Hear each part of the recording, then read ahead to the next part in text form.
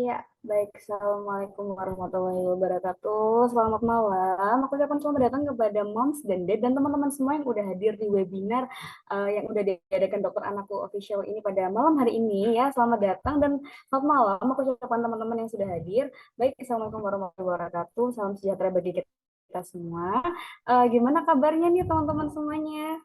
Tadi aku baca kayaknya dari seluruh Indonesia ya, ada yang dari Kalimantan, ada yang dari Tangerang, wah, ada yang dari Ketapang. Halo, Kalimantan Barat, Masya Allah. Oke, gimana kabarnya teman-teman semuanya ya? Semoga teman-teman selalu sehat dan Moms and Dad juga selalu diberi kesehatan dimanapun berada. Wah, biar siap mengikuti acara webinar pada malam hari ini yang tentunya hari ini kita bakal ngebahas topik yang sangat menarik ya, Mom and Dad ya. Jadi mengenai nutrisi cegah baby start dan stunting. Oke, mungkin ibarat kata tak kenal maka tak sayang nih. Jadi aku mau memperkenalkan diri dulu. Oke, perkenalkan namaku Yovita Alvena Sarjana Kedokteran. Jadi hari ini saya akan menjadi moderator atau pemandu acara ya di seminar pada malam hari ini. Nah, webinar malam hari ini memang temanya sangat menarik ya, Mam Endet ya. Jadi jangan lupa bikin catatannya ya, siapin catatannya karena hari ini kita kedatangan narasumber yang luar biasa sekali ya.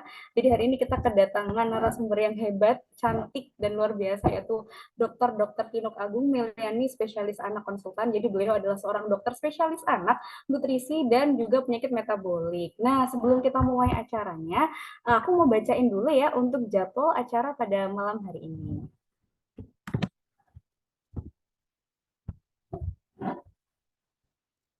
Oh, ini ada yang dari Jakarta Timur. Halo Jakarta, buat teman-teman semuanya. Oke, ini adalah jadwal acara kita pada malam hari ini ya, Mam Endet ya, dan teman-teman semuanya. Jadi nanti akan ada pembukaan, kemudian pemaparan materi webinar, kemudian kita akan buka sesi tanya jawab. Jadi dipersiapkan ya untuk pertanyaannya ya. Kemudian nanti akan ada take home message dari narasumber dan juga kita akan melakukan foto bersama serta pengumuman sertifikat dan event dari Dokter Anakku Official.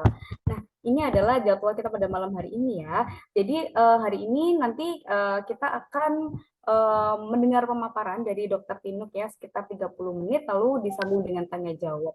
Seperti itu. Nah, untuk acara selanjutnya mungkin aku akan membacakan CV dari pembicara kita pada malam hari ini ya, teman-teman semuanya. Oke, jadi ini adalah profil narasumber. Jadi alhamdulillah hari ini luar biasa sekali. Terima kasih untuk kesempatannya. Jadi aku bisa memoderatori teman-teman semuanya pada malam hari ini. Dan khususnya hari ini pembicaranya luar biasa hebat sekali, yaitu yang saya hormati Dokter Tinuk Agung Milani, spesialis anak. Beliau adalah seorang dokter spesialis anak konsultan nutrisi dan penyakit metabolik. Jadi untuk pendidikannya sendiri, beliau sudah lulus sebagai dokter umum dari Fakultas Kedokteran Universitas Airlangga Surabaya. Tahun 2022 beliau lulus sebagai dokter spesialis anak Fakultas Kedokteran UI Jakarta. Pada tahun tahun 2010 beliau mengambil subspesialisasi konsultan nutrisi dan penyakit metabolik dari Fakultas Kedokteran UI Jakarta, dan tahun 2016 beliau doktor dari Fakultas Kedokteran UI Jakarta. Dan untuk prakteknya sendiri, jadi Dokter Tino sekarang sedang praktek di Rumah Sakit Umum Daerah Dr. Sutomo Surabaya dan Mayapada Hospital Surabaya. Untuk organisasi yang pernah beliau jalani adalah beliau anggota Ikatan Dokter Indonesia atau IDI, anggota Ikatan Dokter Anak Indonesia atau IDAI, dan anggota UKK Nutrisi dan Penyakit Metabolik Anak IDAI. Oke, itu berikut adalah CV ya dari pembicara kita malam ini ya. Nah, mungkin aku mau welcoming dulu. Saya ucapkan selamat malam kepada dokter panutan saya, Dokter Tino. Apakah sudah hadir? Selamat malam, Assalamualaikum warahmatullahi wabarakatuh, Dr. Yovita dan juga Moms and Dad sekalian. Senang sekali saya bisa hadir kembali di tengah kita semua. Mudah-mudahan semuanya sehat dan bahagia serta semangat dalam mengasuh putra-putrinya. Iya, Masya Allah. Saya ucapkan selamat datang yang saya hormati yaitu Dokter Tino. Apa kabar dokter? Alhamdulillah sehat. Alhamdulillah. Suara Jadi saya ini suara saya bisa masuk dengan baik? ya sudah terdengar dokter. Oke. Ya. Iya, alhamdulillah. Jadi alhamdulillah sudah banyak mom dan dad yang juga hadir untuk mengikuti pemaparan dari dokter pada malam hari ini, dokter. Jadi mungkin untuk waktu dan kesempatannya, saya persilakan dokter untuk menyapa mom and dad dan juga lanjut untuk di pemaparan materi dari webinar kita pada malam hari. Monggo, Ya. mau dokter. Ya, Assalamualaikum warahmatullahi wabarakatuh. Hai Moms and Dad, senang sekali saya malam ini bisa share, kita berbincang-bincang, kita diskusi tentang nutrisi untuk mencegah berat badan yang sulit naik atau istilahnya seret, dan tentunya semuanya adalah mencegah supaya tidak ada lagi stunting. Ya, mungkin itu yang ingin saya sampaikan. Mudah-mudahan kita semua tetap saling bisa berkomunikasi baik lewat Instagram ataupun webinar-webinar yang akan datang. Mudah-mudahan tidak ada lagi kesulitan-kesulitan yang terjadi di antara moms and dad sekalian.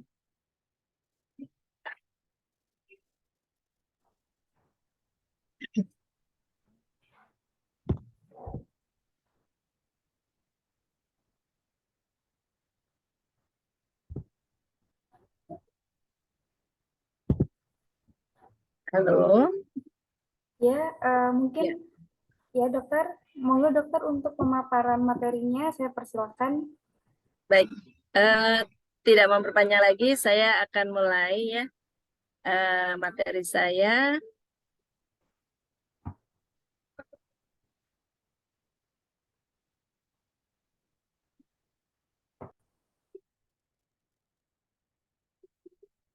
Ya, jadi sudah bisa tampak? Sudah ya? Baik, Moms and Dad sekalian, jadi nutrisi yang digunakan untuk mencegah berat badan yang sulit naik atau seret dan tentunya mencegah stunting. Dan kita lebih memfokuskan dengan cara praktis. Apakah saya ingin konfirmasi apakah suara saya bisa didengar dengan baik? Sudah terdengar dokter. Baik, saya lanjutkan.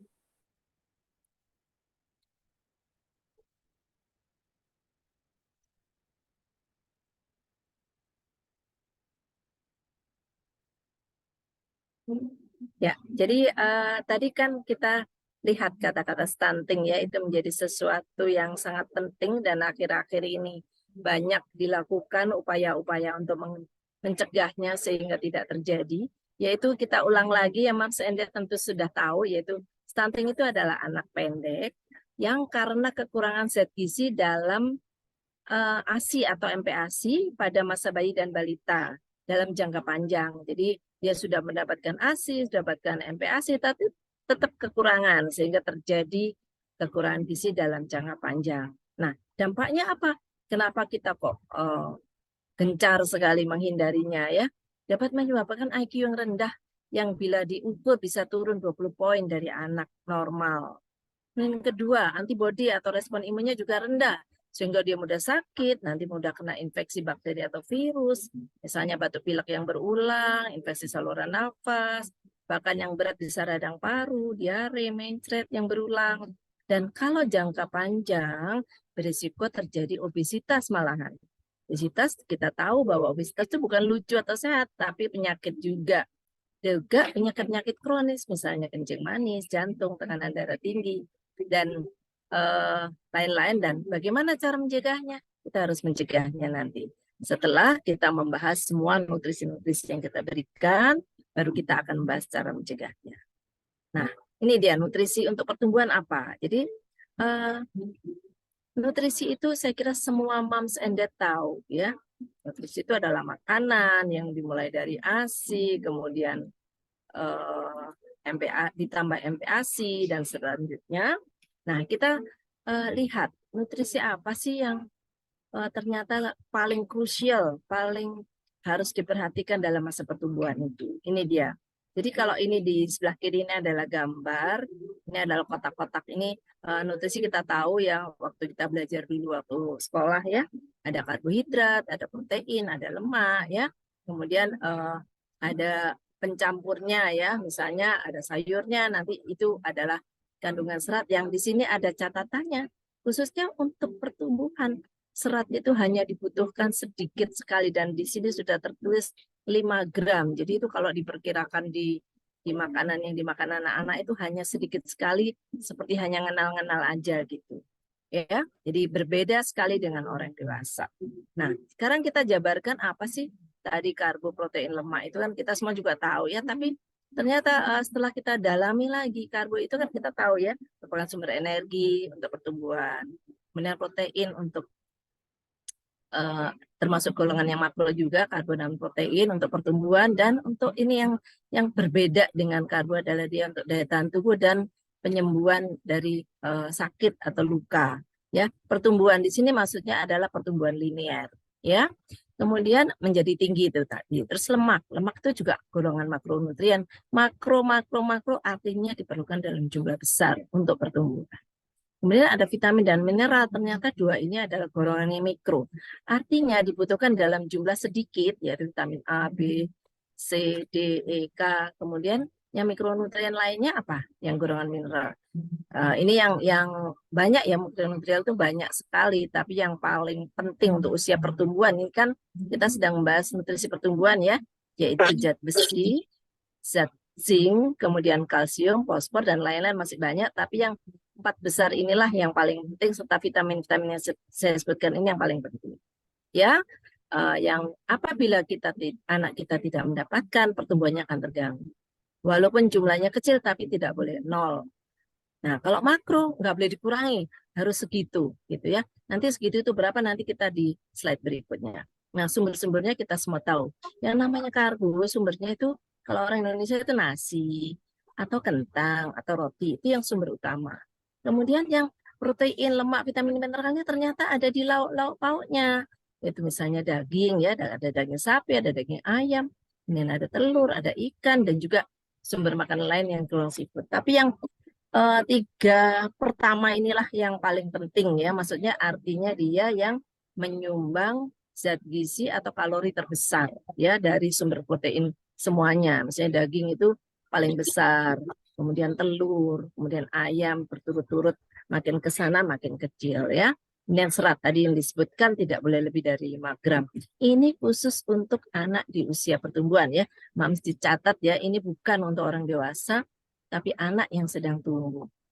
Oleh karena itu nanti nasihat dalam pemberian makanan, anaknya jangan suruh banyak makan sayur, banyak makan ini, yang makro-makro ini, 1, 2, 3 ini. Yang ini ada di nasi, ini ada di lauk pauk gitu ya.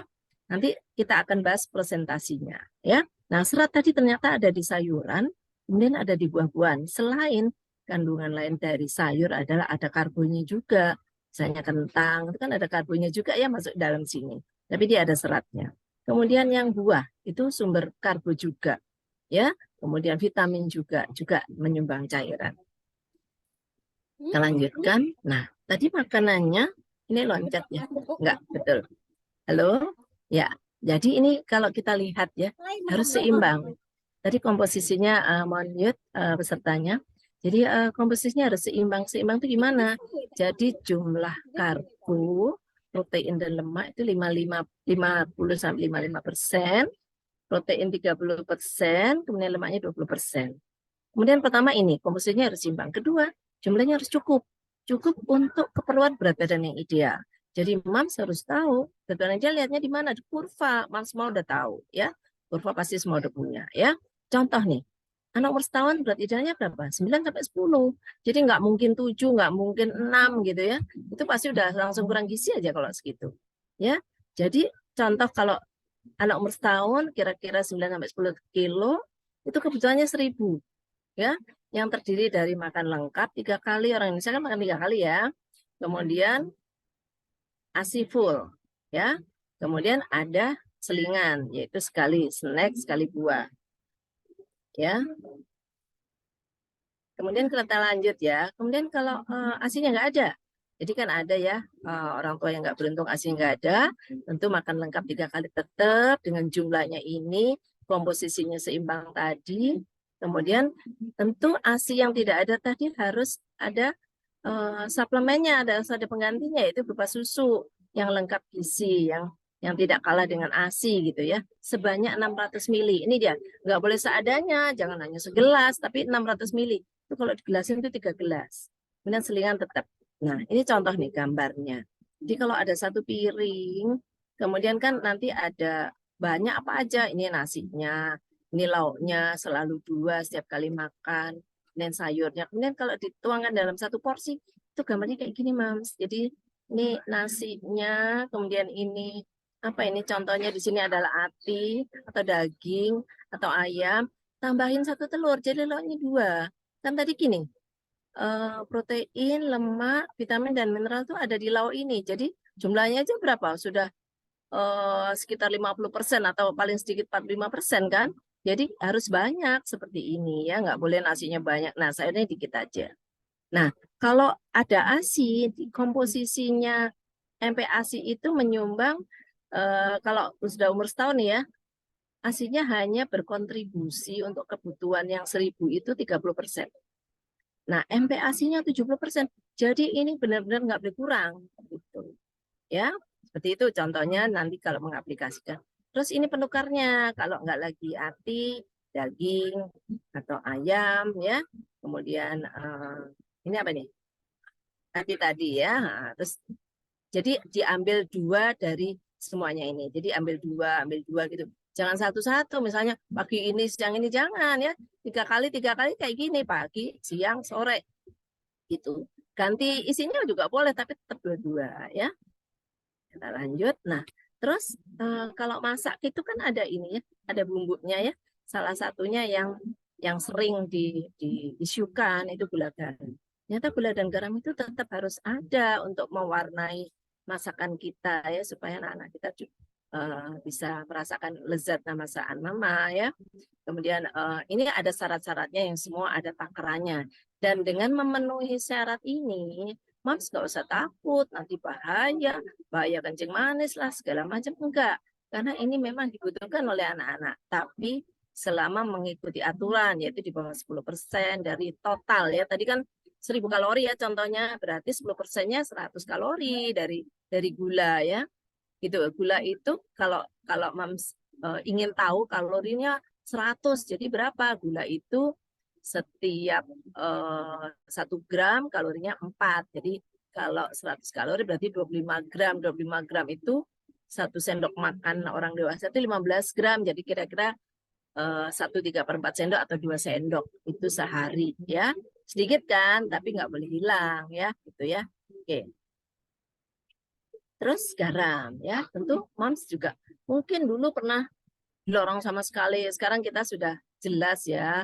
Jadi bukan nol, tapi di dalam memasak kita boleh membumbuin sama dengan untuk orang tua, yaitu garam. Tapi kan kalau kita membumbuin itu garamnya secukupnya ya, bukan 1 sendok, 2 sendok ya. Lihat sedikit sekali ya, 1 gram per hari ya. Padahal 1 sendok teh itu 5 gram ya. Jadi kalau 1 gram berarti sepucuk sendok. Seperti kalau kita masak ya. Tidak dianjurkan menambahkan selebihnya dari kebutuhannya. Ini kalau ini nih, contohnya. Kalau 1-3 tahun dia maksimum 1 gram aja per hari. Ya. Nah, ini contohnya lagi. Terus berapa kali ngasihnya ya? Jadi kalau 6 bulan kira-kira sekali, belajar 6 sekali dulu. Nanti kalau 7 bulan udah 2 kali. Kalau 9 bulan udah 3 kali sehari sesuai dengan kebutuhannya ya. Kemudian nanti udah setahun ya udah 3 kali terus sama dengan ayah ibunya. Jangan kalau kita bapak ibunya makan 3 kali, anaknya makan cuma 2 kali. Jangan, nanti anak kita mendapatkan jumlah yang kurang adekuat. Ini gambar ini adalah contoh-contoh. Ini ada di KIA ya. Saya kutip dari KIA supaya Moms and Dad juga nggak asing. Misalnya punya buku ini juga masih bisa digunakan. Cuman tadi ada sedikit koreksinya dari saya tadi yang gambar ini. Jadi ini lauknya selalu 2 di setiap piringnya ya. Ya, kita lanjut ya. Nah, sekarang kalau udah teksturnya tentu disesuaikan dengan kemampuan anak ya. Anak itu kemampuannya seperti ini. Ibu moderator, mohon suaranya dari saya bening apa terganggu sekitar saya? Dengar jelas, Dokter. Apa? Jelas ya? Oke, baik. Kita lanjutkan. Ini kalau 6 sampai 8 bulan teksturnya tentu 6 bulan ya. Ini kan ada range. Jadi 6 bulan itu sangat halus ya, halus karena dia juga pertama kali perpindahan dari ASI, kemudian ada padatnya. Pasti halus semua tapi isinya sudah komplit seperti tadi. Kemudian 7 bulan sudah mulai masih halus, kemudian 8 bulan mulai anak tumbuh gigi. Jadi bisa mulai bertekstur lebih kasar ya. Kemudian apalagi setelah lewat dari 8 bulan tentu giginya udah mulai tumbuh kan, jadi kayak makanan bisa dicincang aja. Kalau ini benar-benar di blender halus ya. Dan seterusnya nanti kalau udah umur setahun tentu gigi anak kita sudah banyak ya, mungkin sekitar 6 sampai 8 ya. Jadi sudah bisa gigit bagian depan. Kan gigi depan itu, gigi seri depan itu gunanya buat menggigit, bisa gigit-gigit, tapi gerahamnya belum ya.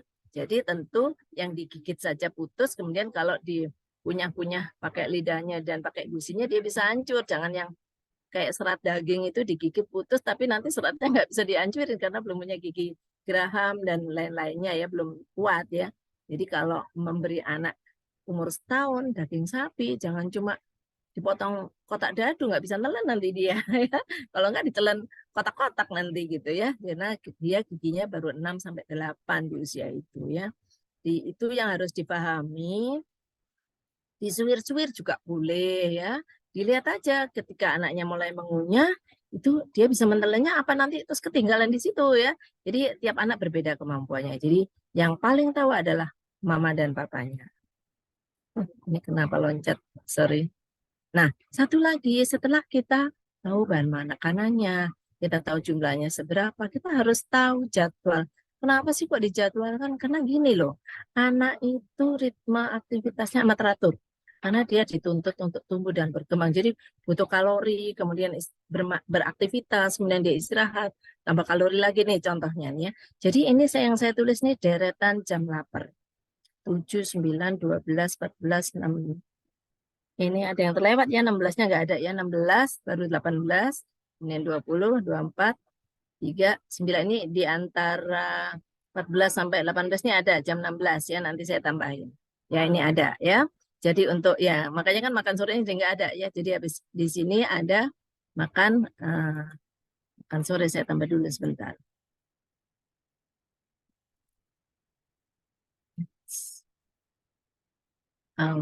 Kok hilang ya? Ibu moderator.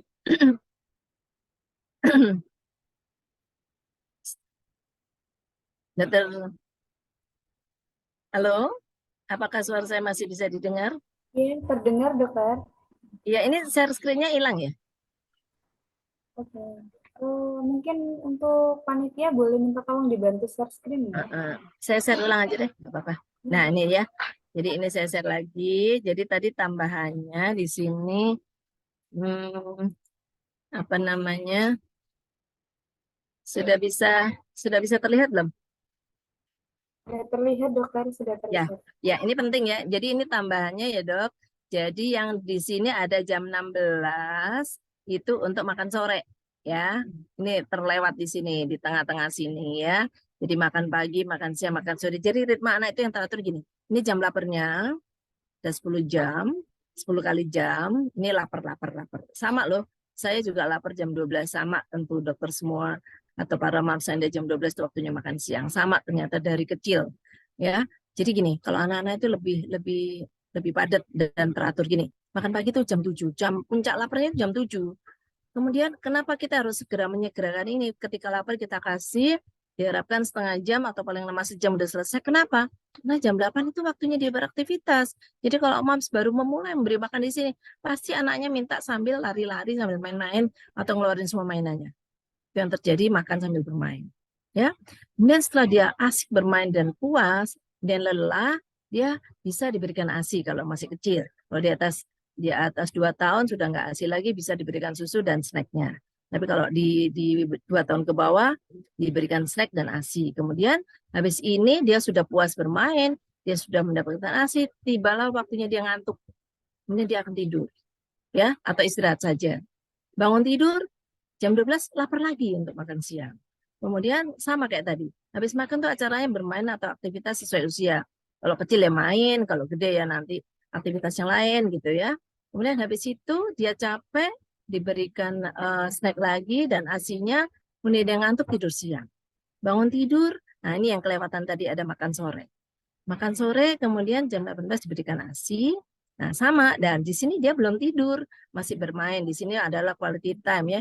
Ini orang tua mom and dad udah datang nih, jadi bermain dengan keluarga ya. Ketika sebelum dia ngantuk dia pasti cari ASI antara jam 8 sampai jam 9. Ya, makin kecil makin ke arah jam 8, makin besar ke arah jam 9. Dia nyari ASI, kemudian dia ngantuk, dia tidur malam. Dan disinilah mulai tidur malam. Tidur malam sampai pagi. Kalau anak di bawah 2 tahun, biasanya nanti akan terbangun-bangunnya lagi cari ASI. Ya, jam 9 mulai tidur malam, 8 sampai 9 tidur malam, jam 24 pasti dia gelibet-gelibet nyari ASI. Jam 3 nyari ASI, jam 5 nyari ASI ya. Jadi ini mams gak usah nunggu dia nangis. Ambil aja jam sini nenek nih, sampai sini kasih ASI, sampai sini kasih ASI. Tapi yang ini ingat, ini menjadi tanda seru ya. Jangan telat. Karena kalau telat, misalnya setengah 6 atau jam 6 baru dikasih, di sini ya kacau. Karena di sini ada jam makan pagi, di mana persiapan makan pagi adalah perut lapar. Ya, jadi itu jangan diganggu jam lapar makan pagi. Gampang ya, Mams ya. Kita lanjut. Nah, ini dia nasibnya makanan anak kita. Kita semua tahu ya. Ini reminding aja nih pelajaran waktu kita dulu. Apa ya, SMP SMA ya, Mams ya. Jadi ini makanan masuk ke rongga mulut, ada enzimnya, ada giginya atau gusinya yang mengunyah masuk lambung, ada enzim-enzim. Jadi Mams and Dad jangan khawatir makanannya belum halus benar, dia nggak apa-apa telan misalnya ya. Tapi dia harus nelan ya, nggak supaya nggak tersedak. Sini akan dibantu enzim, kemudian dimasuk ke usus, diserap, sisanya masuk sini. Nah, untuk kelangsungan-kelangsungan ini apa yang diperlukan? Karena nanti setelah jadi pesari makanan akan di metabolisme oleh tubuh. Kenapa ini kita bahas? Karena tadi kalau zat gizinya benar ya, ada bentar saya petuk kacamata. Ada tadi kan karbo, protein, lemak yang ada di ini, protein dan lemak dan vitamin ada di lauk pauk, karbo ada di nasi. Itu akan diproses sesuai dengan jalurnya masing-masing dan enzimnya masing-masing ya. Seperti ini Mas ya. Kemudian digunakan sebagai sumber energi. Kemudian sari makanannya tadi kan di metabolisme menjadi energi. Sebagian besar menuju ke jaringan, yaitu jaringan itu seluruh tubuh, mulai dari bawah sampai ke atas atau dari atas ke bawah, dan satu lagi untuk otak. Ini dia. Jadi kalau sumber makanannya atau bahan makanannya tidak tepat, tidak imbang, komposisinya tidak seperti tadi, yang didapat sini yang nggak sempurna, sehingga pertumbuhannya juga kurang bagus. Dan sini nanti hasilnya apa? Dia akan tumbuh tinggi, besar, kuat. Kalau ke sini hasilnya apa? Dia menjadi cerdas dan pintar. Jadi itulah pentingnya kenapa gambar ini saya tampilkan, sehingga nanti dia menjadi remaja dan selanjutnya dewasa yang keren ya. Nah, jadi langkah-langkah yang dianjurkan gimana? Jadi tadi setelah diberikan nutrisi, timbang berat badannya, ukur tinggi badannya ya. Kalau anak di atas 2 tahun itu namanya tinggi badan, kalau di bawah 2 tahun namanya panjang badan ya. Kemudian diplot, Moms and Dad harus punya kurvanya. Kalau kita sudah sering webinar, Instagram, diskusi di Instagram, harus ngeplot anak-anaknya ya, berat badannya bagaimana, tinggi badannya bagaimana, di kurva. Kurva itu bisa yang di IDA itu apa namanya, Mams? Primaku atau di WHO yang kita download sendiri. Kemudian diplot. Nanti kalau kesulitan bisa kursus khusus deh ke saya, boleh WA ya boleh. Saya kasih nomor telepon nanti. Terus diklasifikasikan dia masuk yang mana. Oh gizinya baik, tapi lihat dulu dia misalnya tingginya baik, belum pendek maksudnya, terus beratnya masih baik, artinya belum kurang gizi atau normal, tapi termasuk weight faltering. Apa itu weight faltering? Gini ya, ini dia, ini yang penting Mams tahu. Ini pentingnya untuk mencegah stunting itu di sini. Tidak ada weight faltering. Weight faltering itu gini, belum kurang gizi, tapi dia berat badannya nggak ideal. Misalnya tadi, setahun berat badannya harusnya 9 atau 10, 9 sampai 10. Dia cuma 7, itu belum kurang gizi, tapi dia tidak normal. Itu weight faltering. Ya, jadi dia melayang-layang antara batas kurang gizi dan gizi baik. Itu namanya faltering. Ya, itu harus segera diintervensi, diperbaiki supaya nanti tinggi badannya tidak turun, karena berat badan yang weight faltering melulu itu nanti kalau sudah 2 kali 2 bulan gitu ya, nggak segera diintervensi, nanti tinggi badannya turun atau nggak naik atau berhenti naiknya gitu, sehingga yang tadinya ukuran lahirnya dia normal menjadi kurang tinggi. Nah, kemudian bila ini terjadi nanti harus konsul ke dokter, karena yang mengintervensi nanti harus didampingi oleh dokter. Misalnya ke saya atau ke dokter anak yang lain ya, semuanya sudah dibekali untuk bagaimana cara mengatasinya. Dan kemudian dimonitor terus ya setiap bulan. Kemudian nanti kalau bagus ya tinggal meneruskan aja, mungkin lebih jarang lagi konsultasinya, tapi begitu turun lagi harus diintervensi lagi ke dokter lagi gitu Mas ya. Jadi jangan kita nggak apa-apa lah yang penting sehat, enggak, karena anak sehat itu harus tumbuh sesuai dengan kurva. Jadi kalau nggak sesuai berarti tidak sehat, tanda tanya sakit apa, nah gitu yang penting ya. Nah jadi tadi ya ditimbang, cara nimbang nih Mam. Jadi kalau Mam pergi bawa putra putrinya ke dokter, nimbang tuh harus kayak gini, jangan pakai baju lengkap, pakai topi, pakai mantel, waduh pakai sepatu, terus pampersnya basah, nanti itu nggak ideal berat badannya ya. Kemudian ukur tingginya, tinggi badannya yang begini kalau dia baring yang digeser-geser ya. Dan orangnya 2, misalnya ini moms, kemudian ini petugasnya yang membaca angkanya di sini berapa, ini untuk panjangnya. Ini juga ya, ini juga kalau dia sudah bisa berdiri ya, dokternya membantu memegangi satunya, yang satunya membaca. Dan membacanya matanya harus lurus, ya nggak boleh dari atas atau dari bawah, ya. Nah, ini kemudian diplot ya. Jadi tadi diplot ke kurva atau punya patokan nih, Mams. Jadi kalau di usia 6 bulan pertama itu kenaikannya 150 sampai 200 gram seminggu atau 300 sampai 400 gram dalam 2 minggu atau sebulan sekitar 800 gram. Kalau lebih dari 6 bulan kenaikannya lebih sedikit. Nah, tapi daripada nginget banyak-banyak angka itu sudah dijamin pasti tidak kurang ya. Tidak akan terjadi weight faltering. Nah, weight faltering itu tadi gini, jadi berat badannya naik, tapi nggak seperti yang diharapkan gitu. Naik misalnya harus 25 gram sehari atau 30 gram sehari, dia cuma naik 10 atau naik 5 gitu. Dalam sehari loh ini ya.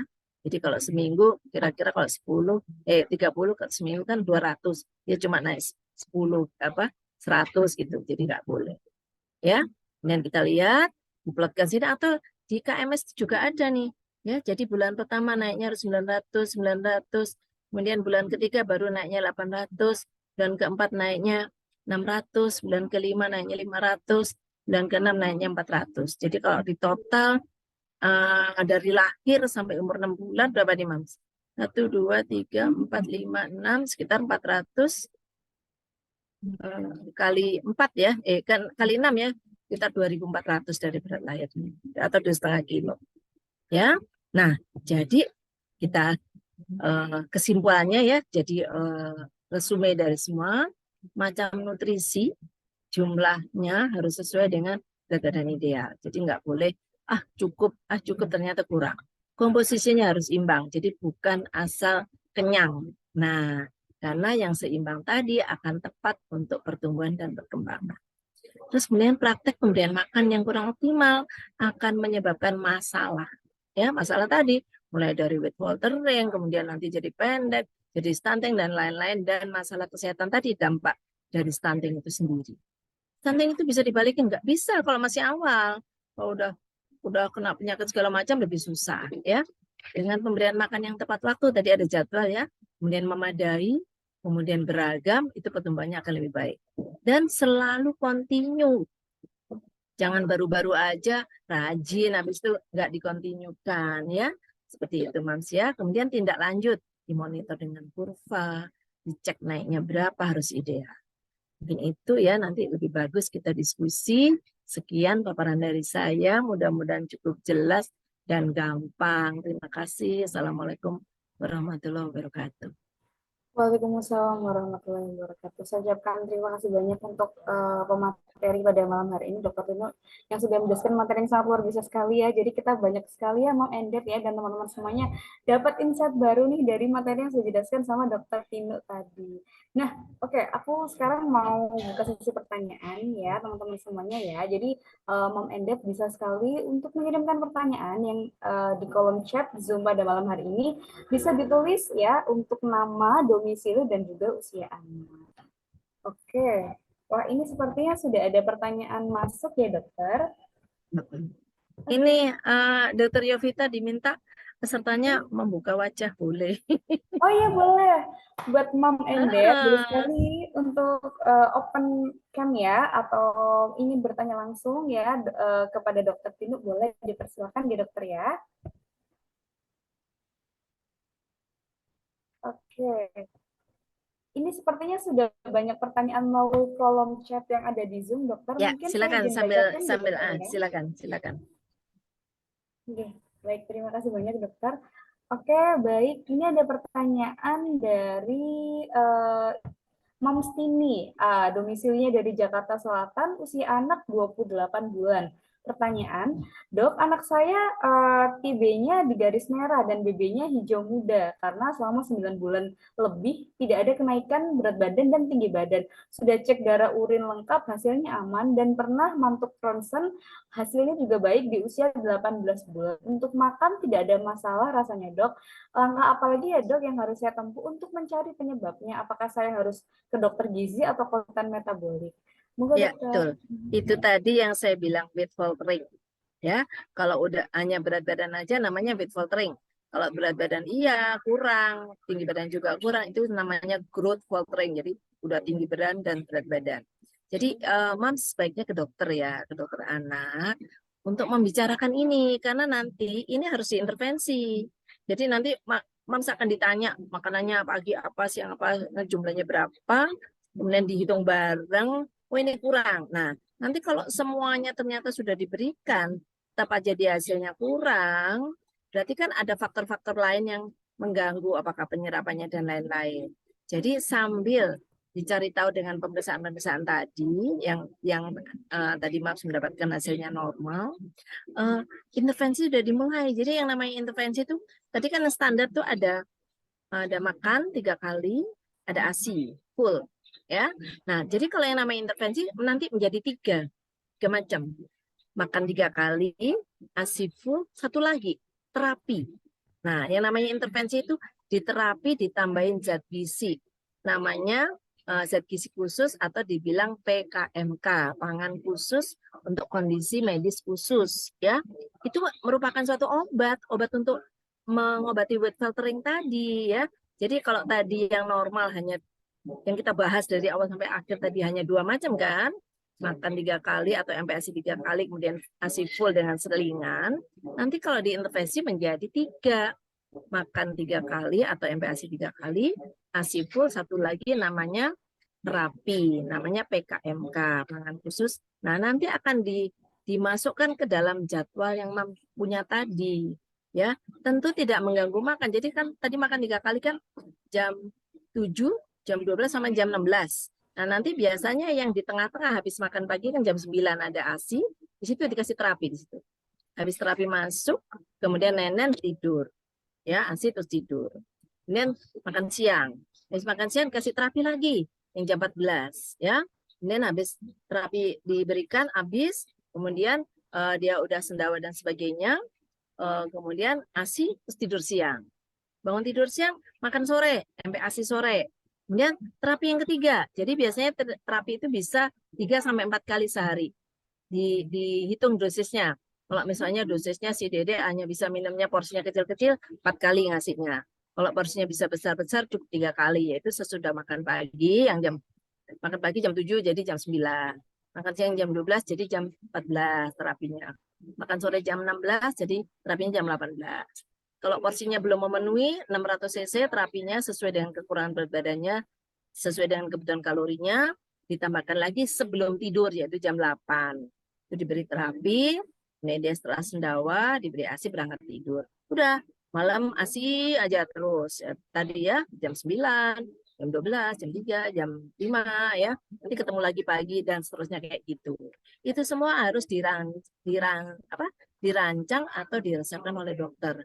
Nanti setelah 2 minggu dievaluasi hasil lab sama foto-foto yang Mams lakukan tadi dibawa, kemudian eh, terapi yang dengan intervensi tadi dilihat hasilnya. Bagaimana? Masukannya gimana? Toleransi anaknya gimana?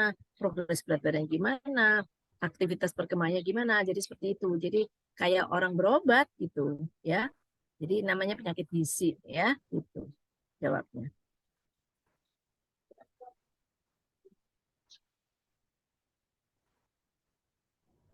Terima kasih banyak Sudah ya, Dokter penjelasan luar Yovita? biasa dari Dokter Tino. Iya, ya dok. Ada pertanyaan lagi nggak? Ya, Dokter Tino, apakah bisa mendengar suara saya? Bisa, bisa, bisa, bisa. Bisa terdengar dengan baik kok. Oke, oke siap dokter. Ya, Eh, terima kasih.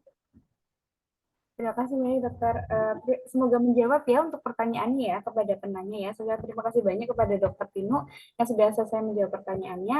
Untuk selanjutnya, Yofi izin bacakan lagi ya dokter. Ini ada pertanyaan ya, ya. dari Moms Nggak apa-apa, Ika, lebih cepat aja. domisilinya dari Bekasi, usia anak 9 bulan. Oke dokter, 9 bulan 20 hari. Untuk pertanyaannya, dok bagaimana jika anak lebih suka makanan manis seperti buah pisang daripada rohe? Apakah ada cara mengatasinya sedangkan berat badan sudah terlanjur serat, sebulan cuma naik 100 gram? Terima kasih banyak dokter. Moga dokter Tino.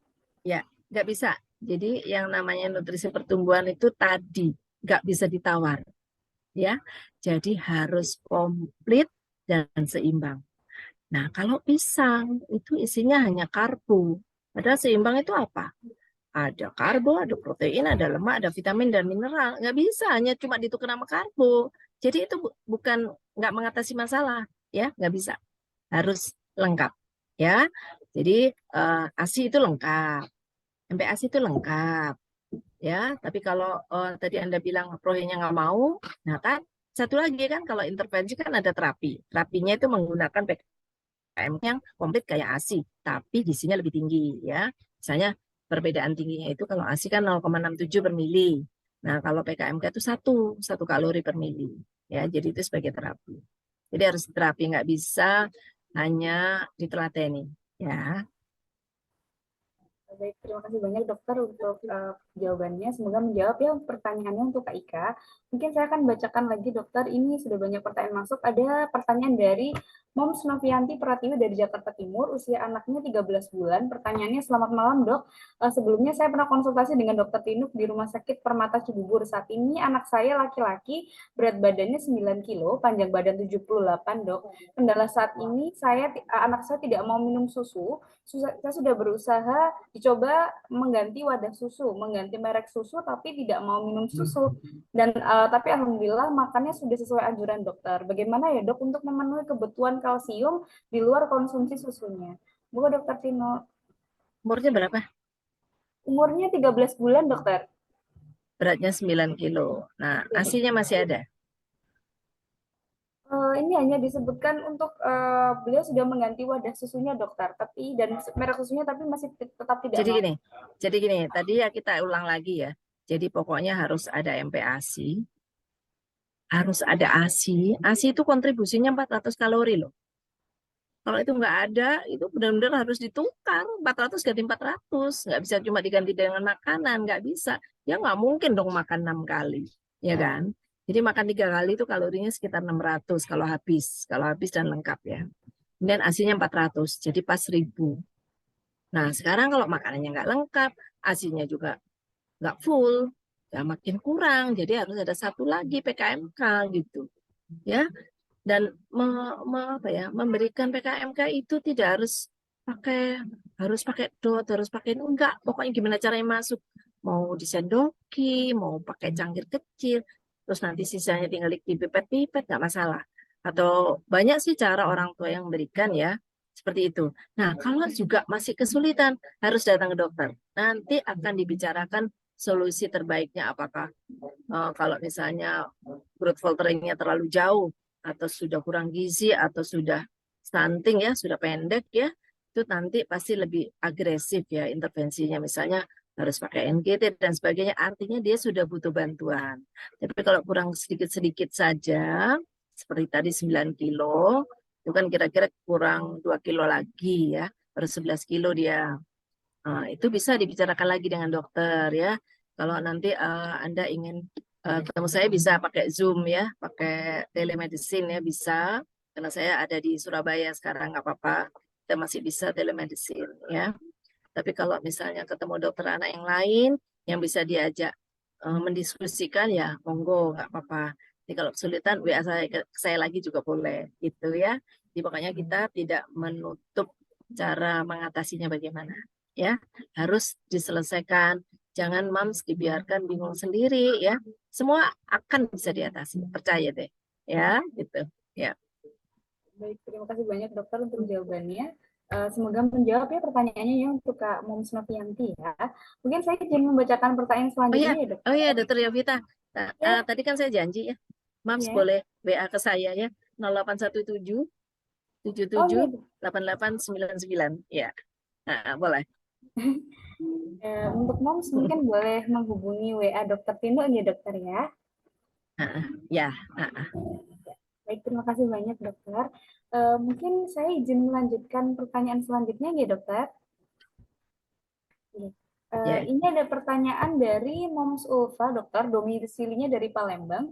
Usia anaknya 17 bulan. Untuk pertanyaannya, dok, berat badan 9,5 kilo, tinggi badan 79 cm, berat badan lahir 2,6 kilogram. Apakah normal ya, dok? Anak saya ada lip titang, tapi belum kami insisi. Apakah mempengaruhi berat badannya? Dan anaknya juga tidak suka makan nasi, dok. Bagaimana solusinya? Semoga dokter Tino. Ya. Tadi umurnya berapa? Umurnya 17 bulan, Umurnya berapa? dokter. 17 bulan, dok. 17 bulan, 9,5 kilo kurang. Ya, jadi dia harus 11 kilo. Jadi kurang 1,5 kilo, itu harus diintervensi, digali lagi kekurangannya di mana, di MPASI-nya atau di ASI-nya. Ya kan 17 bulan masih ASI ya. Di ASI-nya harus full pertama. Jadi ASI seorang ibu itu berkontribusi menyumbang zat gizi yang satunya kalori adalah 400 kalori. Ya, itu kalau misalnya nggak diberikan semua harus dihitung. Jadi punya utang berapa dari kontribusi asinya ya. Kemudian nanti MPASI-nya juga kita hitung sama-sama. Jadi kalau kita ketemu ketemu dokter anak, kita bisa hitung sama-sama. Oh, pagi makannya segini, siang segini, segini, lauknya kayak gini, gini, gini. Nanti bisa diperkirakan dibandingkan dengan 600 kalori dia berapa? 400 dari 600 atau hanya 300 dari 600 atau hanya 200 dari 600. Nah, itu berarti utang lagi gitu misalnya ya. Terus jumlah utang-utangnya tadi harus dibayar dengan PKMK gitu ya. Jadi kebutuhan anak itu harus 100%, nggak bisa diskon-diskon gitu ya. Atau kurang nggak apa-apa, nggak boleh ya. Kalau orang dewasa paling cuma nggak kenyang ya. Kalau anak-anak terganggu pertumbuhannya. Jadi itu benar-benar hanya yes or no, jadi nggak bisa kurang dikit nggak apa-apa, nggak boleh ya. Dan ini sudah jelas kurang 1,5 kilo, jadi harus diintervensi ya. Terima kasih banyak dokter untuk Ya. jawabannya. Semoga menjawab ya untuk pertanyaan dari Mum Sulfa. Mungkin izin membacakan pertanyaan selanjutnya dokter. Ini ada pertanyaan dari Mom Kista untuk domisilinya dari Bali, usia anaknya 8 bulan dokter. Untuk pertanyaannya izin bertanya dokter, bagaimana kiatnya putri saya sampai saat ini belum mulai empasi dikarenakan belum mau buka mulut terkunci rapat. Jadi sampai sekarang hanya ASI saja dokter. Semoga dokter Tino. Umurnya udah berapa? 8 bulan dokter. Wah, ya kan Asim, beratnya berapa tadi? Untuk beratnya tidak disebutkan dokter. Jadi gini, jadi gini.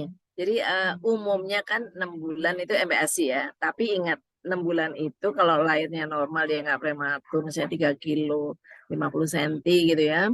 Itu pada saat 6 bulan dia beratnya 8 kilo. Atau paling nggak 7,5 kilo. Itu biasanya dia butuh MPASI. Tapi kalau kenyataannya umurnya sudah berapa tadi?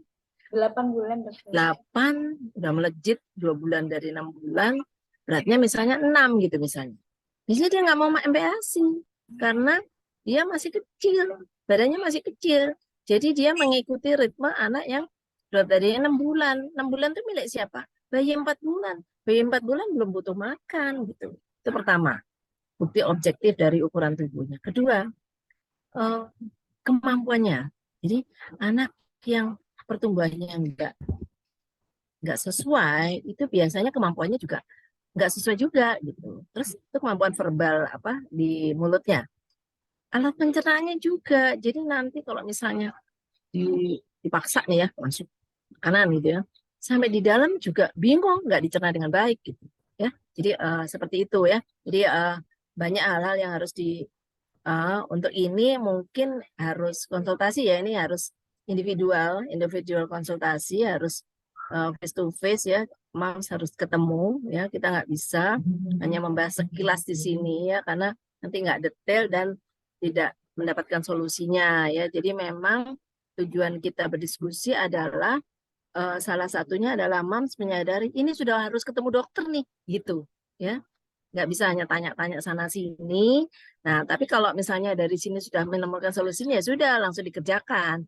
Ini kalau sudah dikerjakan, menghadapi kesulitan, baru ketemu dokter boleh seperti itu. Ya, ya, Baik, terima kasih banyak dokter untuk jawabannya dokter. Semoga ya. menjawab ya untuk Mom Kista ya untuk pertanyaannya ya. Izin membacakan lagi dokter, ini ada pertanyaan dari Mom Frida, domisilinya dari Jombang, Jombang, untuk usia anaknya 12 bulan dokter. Pertanyaannya dok mau tanya, berat badan dan tinggi badan anak saya masih di garis hijau, tapi sudah 3 bulan ini tidak naik sampai di 9 kilo. Apakah termasuk weight loss? Sudah tanya ke posyandu tapi kata bidan tidak apa-apa. Tapi saya khawatir dokter. Monggo penjelasannya dokter. Monggo Ya, dokter. ya. Jadi tadi kan saya udah kasih contoh ya. Jadi umur setahun itu eh, ada yang sekitar 9 sampai 10 kilo. Ya, memang kalau di kurva WHO atau yang di aplikasi Primaku itu 9 kilo itu emang udah hijau, udah normal. Tapi kalau dari bulan ke bulan tidak naik, di situ terus, di 9 terus. Nah, harus ada tanda tanya kenapa. Jangan-jangan dia kebutuhannya meningkat, mungkin aktivitasnya nambah. Atau dia sakit, sehingga energi yang dikonsumsi yang baik-baik aja nggak berkurang, tapi menjadi kurang karena dipakai untuk mengobati sakitnya. Sakit itu juga butuh tambahan energi loh. Padahal kalau sakit malah nggak mau makan ya, gitu. Jadi artinya berarti defisitnya menjadi lebih besar.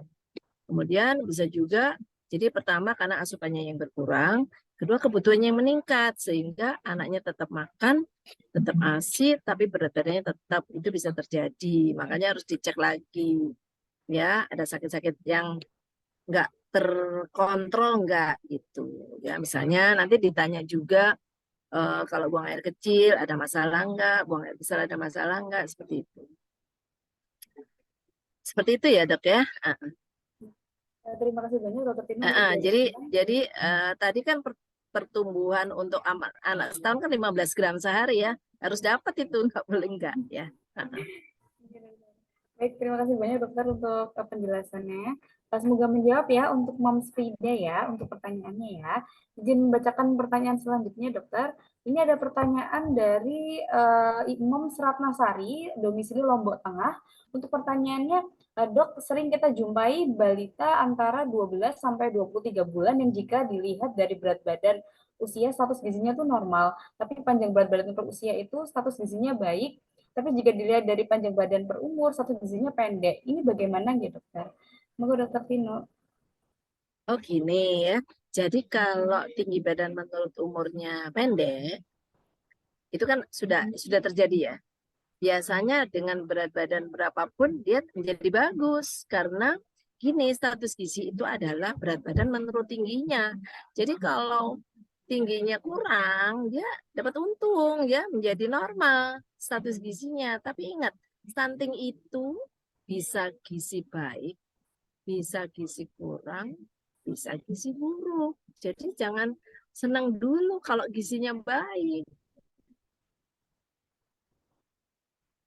Pendeknya kenapa dulu nih? Terus berat badannya berapa menurut melihat weight faltering ada apa enggak? Jangan hanya status gizi.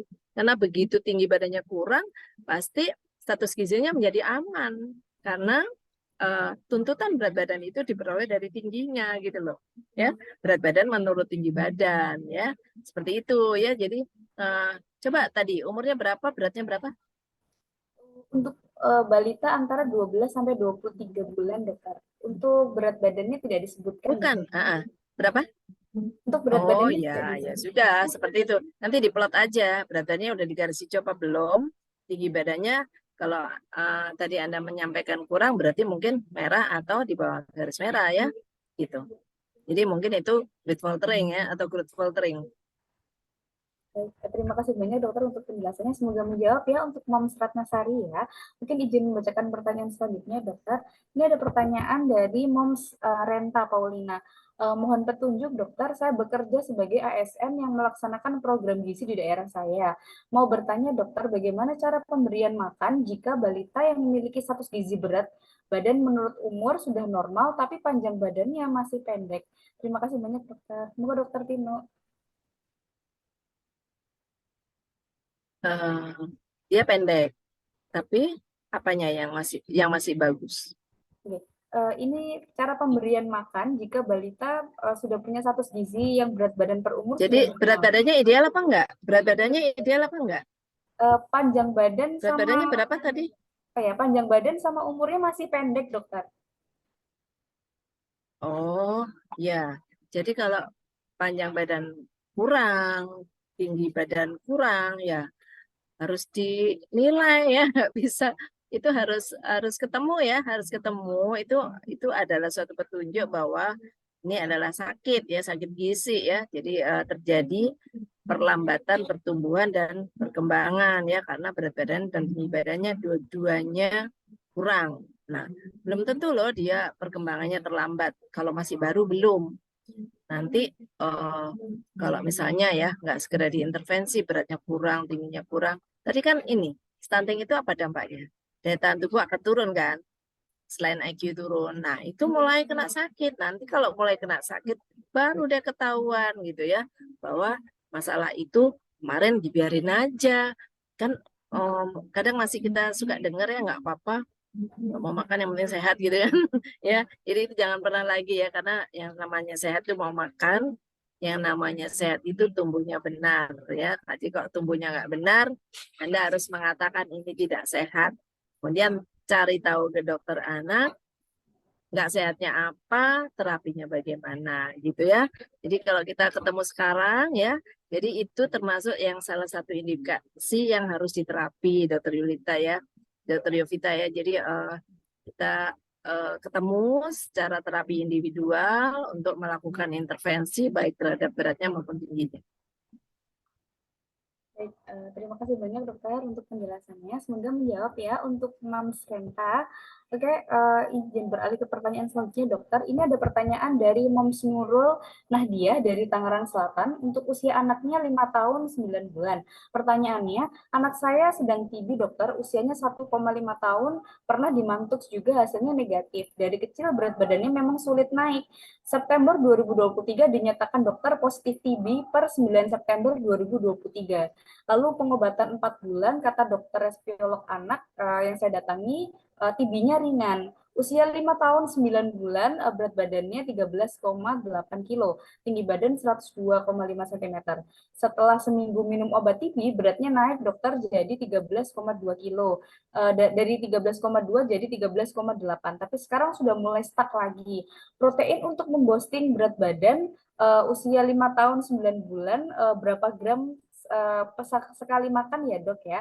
Lalu Ya, lemaknya lebih baik lemak makanan dan berapa gram sekali makan dokter. Semoga dokter jadi bisa. gini. Jadi kalau kita bicara real aja ya, praktis ya. Dalam satu piring itu, dalam sehari dagingnya 200 gram, daging sapi nih contohnya. Daging sapi 200 gram sehari, ditambah 3 butir telur. Terus sama minum 3 gelas susu. Nah, jadi kalau makan ada dagingnya yang tadi 200 gram dipotong 3, 70 gram. Sama telur 1. Itu makan pagi, makan siang juga begitu, makan sore juga begitu. Nasi sekuatnya dia. Kemudian minum susu 3 gelas. Pagi, sesudah makan pagi tadi yang makan jam 7, ini jam 9. Kalau dia 5 tahun kan belum sekolah ya, belum belum sekolah yang full day gitu ya, masih bisa ya. Kalau misalnya jam 9 dia sudah berangkat ke sekolah ya, makan pagi tadi minum susu boleh. Kemudian makan siang udah sampai rumah ya. Kemudian sore habis makan siang jam 2 kasih susu terus suruh tidur. Sore kasih makan sore yang lauknya 2 juga. Maghrib kasih susu lagi. Seperti itu. Harus seperti itu. Kalau nggak bisa ya. Nah, lauknya harus banyak. Terus kalau pengen lauk yang lain gimana? Kok dokter hanya menunjukkan daging sapi sama telur aja? Mau ditambahin ayam ya silakan tambahin ayam, tapi tidak mengurangi yang 2 tadi gitu. Mau ditambahin tahu boleh nggak? Boleh, tapi daging dan telurnya nggak boleh dikurangin gitu. Ya, jangan bosan daging dan tahu, jangan nanti berarti dia malah cuma makan 1 telur gitu ya. Kalau dagingnya hilang ya hanya diganti tahu karena tahu tidak menggantikan, dia hanya menambahkan untuk variasi makanan aja, untuk pertumbuhan enggak gitu ya. Jadi kita jangan salah pilih ya, Mams ya. Jadi seperti itu. Terus uh, kebetulan dia suka daging, lebihin. Jadi 200 tadi minimal, boleh ditambah dong gitu. Atau misalnya nanti snacknya juga roti yang ada abon sapinya gitu misalnya. Seperti itu. Dan ciri-ciri anak tuh ya Mams ya, kalau waktu kecil jarang diberi daging sapi, nanti dia nggak suka daging sapi. Tapi kalau waktu bayi, waktu MPASI itu biasa di MPASI-nya ada daging sapi, nanti dia akan suka daging. Nanti kalau udah gede, sudah diajak bisa makan di restoran, dia makan steak nanti. Ya, gitu deh. Ya, Terima kasih banyak dokter untuk ya. penjelasannya. Semoga menjawab ya untuk pertanyaan dari Mums Nurul ya. Oke, izin membacakan pertanyaan selanjutnya dokter. Ada pertanyaan dari Mums Mona dari Kendari. Untuk pertanyaannya izin bertanya dokter tentang jadwal yang tadi sudah dipaparkan. Tadi kan dijelaskan jadwal jam 23, 24, 3, 03, dan 05. Ada jam pemberian ASI atau susu. Yang ingin saya tanyakan, kan sekarang banyak parenting tentang tidak minum susu di malam harinya sampai di jam 10 malam dokter, dan sebagian DSA juga sudah menyarankan bagaimana ya dok tentang itu, mungkin bisa dijelaskan dokter. Terima kasih. Nah, Monggo dokter Tino. ya. Jadi kalau ASI itu tidak boleh nggak dikasih ya. ASI itu harus dikasih ya. Kalau susu beda lagi ya. Kalau ASI itu kan jadi gini, nanti kalau mau jujur ya, coba nanti amati putra-putrinya yang di bawah 2 tahun. Jadi anak di bawah 2 tahun ya, 0 sampai 2 tahun, itu jam laparnya itu kepakai semua. Kenapa? Karena dia masih kecil dan volume atau porsi yang dikonsumsi itu kecil-kecil, tidak sebesar anak yang di atas 2 tahun. Sehingga dia membutuhkan sudah lapar lagi di jam laparnya. Tapi kalau nanti udah di atas 3 tahun, berat badannya sudah 13, 14, dia bisa skip yang malam jam 9 terakhir minum susu terus dia tidur sampai pagi, sampai subuh mungkin dia baru cari susu. Tapi kalau yang masih berat badannya di bawah 10 kilo nggak bisa, dia pasti konsumsinya dikit-dikit dan nanti coba lihat jam 12 malam dia pasti gelibek-gelibek gitu. Telentang, tengkurap, nggak nangis teriak-teriak minta makan, enggak, gelibek-gelibek aja. Nanti coba pegang perutnya pasti kempes. Terus nanti jam 3 lagi, jam 5 lagi, ya. Jadi kalau bayi ya yang 0 sampai 6 bulan itu seluruh jam laparnya kepake. Kemudian nanti 6 bulan begitu dia dapat MPASI itu bisa mulai kenyang kan karena ada makanan padat ya, tapi tetap aja tidak bisa mengcover yang malam hari. Jadi yang bayi 6 bulan yang MPASI itu jam 8 mulai mimi ASI ya, kemudian dia berangkat tidur, nanti jam 12 malam tuh ngelilur dia nyari-nyari ASI, itu jangan nggak dikasih. Gara-gara di IG dilarang ngasih malam hari, terus bayi umur 7 bulan nyari-nyari ASI ibunya jam 12 malam, nggak boleh. Kamu nggak boleh malam-malam. Nggak ada begitu, orang dia lapar kok. Nanti kalau enggak, coba aja berat badannya masih kurang. Ya, jadi ASI itu nggak boleh nggak dikasih di jam lapar ya. Itu bukan bangun ke ruang makan untuk mimi ASI loh ya. Ya dikelonin aja sambil mimi ASI gitu. suruh lagi ya yang jam 12, jam 3, sama jam 5. Dia nyari loh bayinya. Iya, gitu ya. Ya, terus kalau udah gede, sudah di atas tahun yang sudah makan makanan keluarga, makanya di jadwal tadi saya hanya nulis sampai jam 9 yang diisi makanan ya. Setelah itu minum susu terakhir jam 9, kalau dia sudah nggak ASI ya, kalau ASI ya ASI terakhir, tinggal malam-malam nenan sebentar seperti itu. Ya. Terus kalau susu biasanya enggak, dia jam 9 terakhir minum susu yang enggak punya ASI ya. Jam 9 terakhir minum susu, kemudian tidur, kemudian biasanya subuh-subuh dia sudah nggak tahan lagi, pasti nyari susu.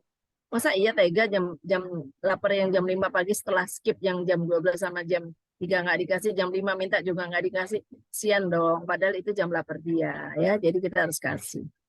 Kecuali dia bisa menghabiskan 600 mili susu sebelum dia tidur malam. Misalnya jam 9.200, jam 14.200, kemudian mau tidur 200, sudah 600. Jadi dia tahan sampai pagi, kayak gitu. Dengan makan 3 kali, porsinya habis terus. Itu biasanya dia tahan. Ya, yang biasanya itu terjadi di rata-rata anak 3 tahun ke atas. Ya. Terima kasih banyak dokter untuk penjelasan luar biasa dan detail. Semoga menjawab ya pertanyaan untuk Mom Semana. Jadi Jadi kalau Mama, ASI tetap dikasih ya. oh, Ya, tetap dikasih. Yang di jam laparnya nggak boleh di stop ya. Yang susu mungkin nggak dikasih ya. baik, terima kasih banyak dokter untuk tambahannya. Semoga menjawab untuk pertanyaan dari Mom Semana. Yofi, mohon maaf tidak bisa membacakan semua pertanyaan karena kita Iya, keterbatasan waktu iya, ya. iya benar. Nanti gini, boleh. Tadi kan saya udah buka ya link ya, boleh WA. Kalau telepon mungkin saya nggak bisa memenuhi karena khawatir nanti terjadi di jam dinas atau apa ya. Jadi kalau WA kan mungkin sambil duduk, sambil makan bisa saya lihat gitu ya. Nah, Terima kasih banyak dokter untuk tambahannya. Jadi Mom Ended itu tadi adalah pertanyaan terakhir yang bisa kami jawab ya. Jadi karena kita keterbatasan waktu, semoga pemaparan sesi dan tanya jawab ini sudah banyak yang mendapatkan jawaban dari keraguan Moms dan Dad. Dan ini kayaknya Moms dan Dad sudah pada bikin catatan ya dokter dari tadi ya, penjelasan ya, dokter ya, Tino ya. baik. Iya, oke. Jadi semoga acara hari ini bisa membawa manfaat untuk kita semua ya, Moms and Dad ya, apalagi tentang bagaimana cara untuk mencegah pertumbuhan berat badan dan susah naik dari weight watering tadi, serta mencegah adanya stunting. Saya ucapkan terima kasih banyak terhadap dokter panutan saya, Dokter Tino. Terima kasih sudah menjawab banyak sekali Sama-sama. pertanyaan dari Moms and Dad pada malam hari ini, dokter. Untuk acara selanjutnya mungkin dari Dokter Tino, apakah berkenan memberikan take home message untuk acara kita pada malam hari ini? Saya persilakan, dokter. Ya.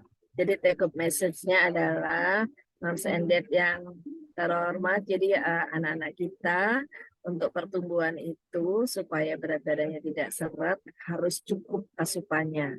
Dan asupan gizinya adalah nutrisi pertumbuhan, bukan semua nutrisi. Ya, nutrisi itu sangat beragam ya. Dan keragaman itu hanya untuk melengkapi, untuk membina selera dan pengenalan-pengenalan. Tapi yang utama untuk pertumbuhan jangan diabaikan ya. Yang tadi kita bahas adalah yang untuk pertumbuhan ya. Dan sekali lagi sudah komplit ya, tapi jumlahnya. Nah, selain komplit jumlahnya harus cukup. Pertama nutrisinya nutrisi pertumbuhan. Kedua lengkap. Ketiga komposisinya benar ya. Jadi karbonnya hampir 50%, hanya 50% saja dalam satu piring itu. Kemudian yang 20, 35, 20, 30 atau sekitar 45% itu adalah lauk pauknya yang hewani tadi. Jadi kalau misalnya bulatan itu separuh nasi, separuh lauk gitu. Ya, kalau kasarnya ya, angka gampang-gampangannya atau nggak usah nimbang-nimbang deh. Pokoknya kalau di piring dilihat udah lauknya udah setengah piring, udah bener aja. Ya, gitu. Terus itu terus harus continue, nggak kadang-kadang begitu kadang-kadang enggak ya. Terus ketiga harus pada saat lapar ya, anak itu bergeser 5 menit saja sudah moodnya udah berbeda, apalagi sampai sudah memasuki jam dia bermain disuruh makan, wow bisa konflik bisa berantem ya. Jadi harus on time ya. Kemudian jangan lupa setelah semuanya sudah kita lakukan dengan benar dan baik, dimonitor ya, supaya kita tidak kecolongan, supaya kita tahu naiknya harus sekian ya. Tadi buka lagi tabelnya. Oh iya dokter Yovita, apa PDF-nya boleh ya, Mams di share ya. Kemudian apa namanya eh, harus dimonitor berat badannya harus pas naiknya. Lebih sedikit boleh, kalau kelebihan banyak jangan ya. Takut obesitas nanti ya seperti itu. Jadi kalau kita benar-benar terpantau anak kita baik makanannya ataupun tindak lanjutnya atau monitoringnya, insya Allah tidak akan lagi ada berat badan seret, apalagi stunting gitu dok. Terima kasih.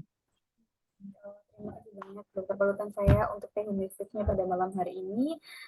Baik, sebelum kita melihat beberapa pengumuman tentang sertifikat serta event-event yang selanjutnya akan diadakan oleh dokter anak official ya. Jadi hari ini agenda sesi foto akan segera dimulai. Buat teman-teman boleh banget untuk menyalakan kameranya, Moms and Dad ya. Jadi kita ingin melihat nih wajahnya yang ganteng-ganteng dan cantik-cantik. Kapan lagi kita bisa foto sama dokter Tino ya dokter ya.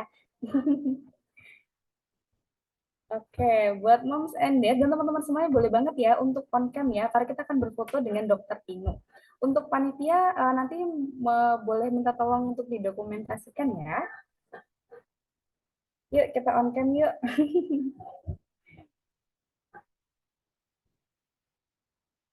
Oke, baik. Kita mungkin mulai dari slide satu dulu ya, teman-teman ya.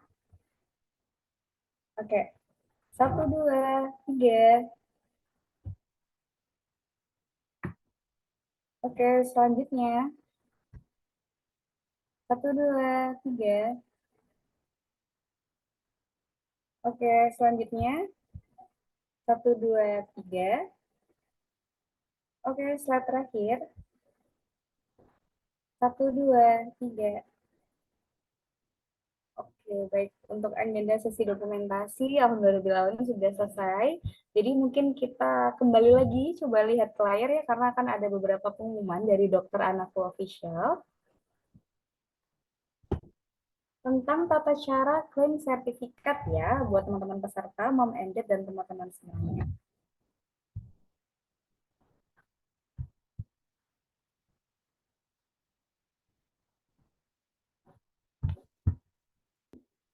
Oke, baik ini ya teman-teman ya. Jadi yang pertama adalah tentang bagaimana sih cara mendapatkan sertifikat. Jadi Mom and Dad dan teman-teman semuanya bisa mengklik link yang ada di mungkin akan di-share di kolom chat Zoom ataupun yang ada di grup WA ya teman-teman peserta ya. Jadi linknya nanti sama, link absensi dan juga evaluasi. Dan untuk Moms and Dad juga bisa mengisi nama dan alamat email karena nanti sertifikatnya akan langsung dikirim ke alamat email masing-masing. Oke, untuk pengumuman berikutnya adalah ini adalah event dokter anakku di 1 minggu mendatang ya teman-teman semuanya ya dan Mom and Dad ya. Jadi hari Kamis akan ada live Instagram tentang parenting tips melatih anak menghadapi bullying. Jadi kita nanti bakal mendengar banyak apa sih itu bullying, kemudian perundungan yang sekarang memang sudah sering terjadi di anak usia sekolah. Nah hari Kamis kita akan mendengarkan apa kata psikolog tentang bullying dan bagaimana cara melatih ya serta menghadapi apa itu bullying. Nah berikutnya adalah acara webinar yang akan diselenggarakan minggu depan ya, Moms and Dad dan teman-teman semuanya ya. Jadi dokter anakku akan menghadirkan Dr. Rifan Fauzi selaku dokter spesialis anak konsultan respirologi. Jadi kita akan membahas tentang ISPA atau infeksi saluran pernapasan akut, yakni infeksi yang menyerang saluran pernapasan ya. Jadi beberapa contoh dari ISPA adalah bisa flu biasa, influenza, sinus, dan radang tenggorokan, dan juga tentang pneumonia atau TB pada si kecil. Oke, baiklah itu ada 2 event yang akan diselenggarakan oleh Dokter Anakku Official di minggu ke depan ya teman-teman ya, semoga bisa memberikan manfaat bagi mom and dad dan teman-teman semuanya. Jadi karena kita sudah ada di sesi penghujung acara, aduh sejuk banget ini udah selesai acaranya. Jadi sekali lagi saya ucapkan terima kasih banyak kepada dokter panutan saya, Dokter Tino ya. Semoga terima kasih atas waktu yang disediakan dokter. Semoga selalu menginspirasi bagi kita semua dokter. Semoga dokter kedepannya selalu diberikan kelancaran dan semoga kita bisa mengundang Dokter Tino lagi di waktu mendatang ya dokter ya. Amin, terima kasih. Iya Dadah, dokter. Mams. Terima kasih Saya banyak izin dokter. live ya. Iya dokter, terima kasih banyak dokter. Saya ucapkan terima kasih banyak, saya ucapkan terima kasih beribu-ribu terima kasih kepada mom and dad dan teman-teman semua yang sudah datang di acara pada malam hari ini. Aku ucapkan terima kasih banyak kepada seluruh panitia yang bertugas dan teman-teman yang sudah hadir. Mungkin aku juga ucapkan terima kasih kepada teman-teman atas antusiasnya ya terhadap pertanyaan yang sudah masuk. Mungkin aku pamit atas nama Dokter Anakku Official, saya Yovit Alvena Sarjana Kedokteran. Mohon undur diri, mohon maaf atas kurang lebihnya. Sampai jumpa di acara Dokter Anak Official berikutnya. See you next event. Assalamualaikum warahmatullahi wabarakatuh.